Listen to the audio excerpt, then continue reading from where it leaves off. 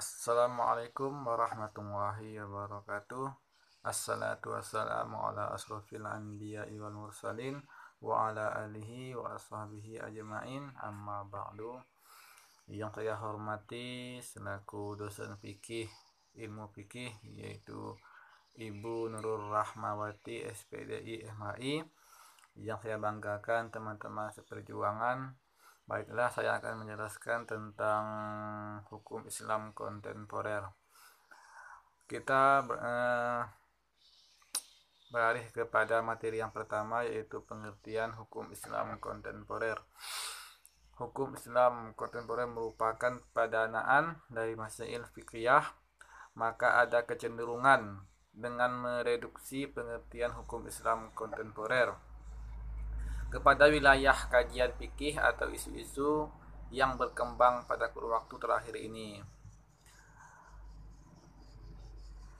Hukum Islam kontemporer dalam buku ini memang tidak ada definisi eksplisit mengenai hukum Islam kontemporer, tetapi dengan melihat tema-tema yang diangkat, maka dengan mudah dapat disimpulkan bahwa yang dimaksud dengan hukum Islam kontemporer adalah perspektif hukum Islam terhadap masalah-masalah kekinian atau kedisinian.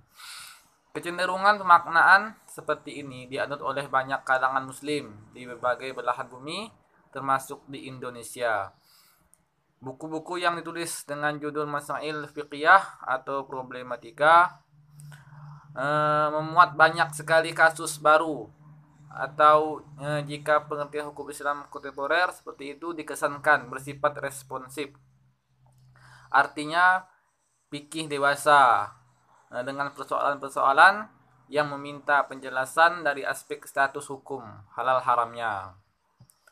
Jika kita mengacu kepada pengertian kontemporer sebagai dewasa ini seperti dalam Kamus Besar Bahasa Indonesia atau KBBI, maka hukum Islam kontemporer sesungguhnya itu bisa juga dimaknai dengan perkembangan pemikiran, pengertian haram dan halalnya. Baik pengertian pertama maupun kedua dapat dikatakan merupakan salah satu wujud yang paling nyata.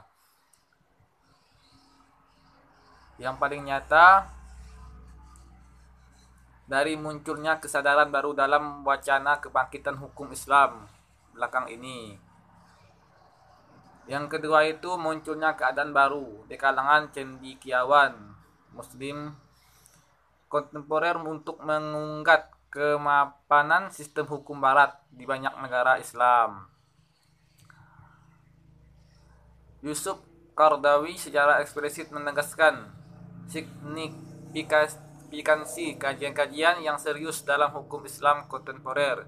Ia berkata, dengan adanya kemajuan yang cukup mendasar, itu timbul pertanyaan bagi kita maupun fikih terhadap zaman modern itu. Kita beralih ke objek kajian hukum Islam kontemporer. Yang pertama itu adalah aspek hukum keluarga. Aspek hukum keluarga yang dimaksud ini disebut adalah semua hal yang terkait dengan pembahasan al-ahwal al-saisyah, antara lain meliputi pembagian harta waris, akad nikah, biaya telepon, perwakapan, nikah hamil dan KB. Untuk yang keduanya aspek ekonomi. Untuk aspek ekonomi itu, hal ini banyak terkait dengan penafsiran terhadap persoalan riba dan masalah sistem bunga bank, zakat mal, perpajakan, kredit dan arisan, zakat profesi, zakat produktif dan konsumtif, asuransi dan lain-lainnya. Untuk yang ketiga, aspek pidana. Biasanya pembahasan tentang aspek pidana syarat dengan isu-isu HAM dan humanisan agama. Hukum Islam kontemporer mencoba memberikan tafsiran baru terhadap masalah kisas, potong tangan, hukum Islam dan sistem hukum nasional dan seterusnya. Yang keempat itu aspek kewanitaan atau gender. Gaung dari mereka yang menyuarakan isu-isu gender cukup mendominasi pembahasan hukum Islam kontemporer. Di samping peran serta kalangan wanita dalam aktivitas-aktivitas yang dahulu sanggup dianggap sebagai wilayah laki-laki. Di sini hukum Islam kontemporer terlihat banyak menyoroti masalah busana muslimah, wanita karir, kepemimpinan wanita dan lain sebagainya. Untuk yang kelima yaitu aspek medis. Perkembangan dalam ilmu kedokteran yang sangat pesat mendapat perhatian besar dalam kajian-kajian hukum Islam kontemporer. Sejumlah isu-isu medis menghiasi pembahasan masalah fikih antara lain pencangkokan organ tubuh, donor darah, bedah mayat, alat-alat kontrasepsi, dan lain sebagainya. Yang keenam, aspek teknologi. Perkembangan teknologi yang menciptakan berbagai kemudahan juga tidak luput dari sorotan hukum Islam kontemporer. Misalnya penyembelihan binatang secara mekanis, seruan azan melalui kaset, makmum kepada radio dan televisi memberi salam dengan bel, dan penggunaan hisab dengan meninggalkan ruqyat. Yang ketujuh itu aspek politik. Untuk aspek politik di sekitar isu-isu politik, beberapa kasus menarik adalah perdebatan tentang istilah negara Islam, proses pemilihan pemimpin, loyalitas kepada penguasa wanita sebagai kepala negara atau presiden dan lain sebagainya. Untuk yang ke-8 yang terakhir, yang itu aspek ibadah. Dalam persoalan ibadah, wacana yang berkembang juga tidak kalah menariknya.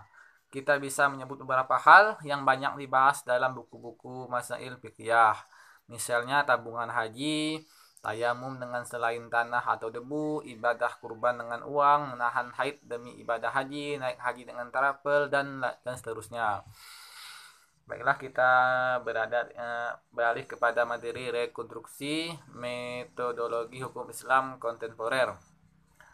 Untuk merekonstruksikan metodologi hukum Islam yang sistematis dan komprehensif dengan mengoperasikannya, hal ini yang mendesak untuk dirumuskan dalam kaidah ini adalah pertama-tama memformulasikan tentang pandangan Al-Quran terhadap dunia, akan menyangkut tentang Tuhan, hubungan Tuhan dengan manusia dan alam serta perannya dalam sejarah manusia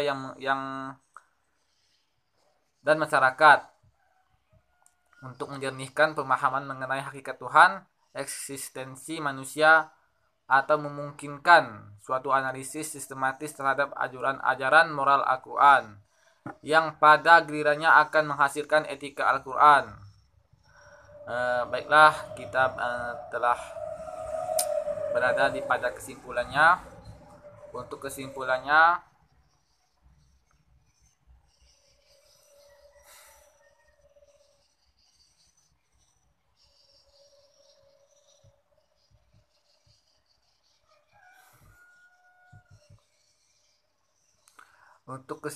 itu dari elaborasi di atas dapat ditarik benang merah bahwa persoalan hukum Islam kontemporer di masa yang akan lebih kompleks lagi dibandingkan yang kita hadapi hari ini.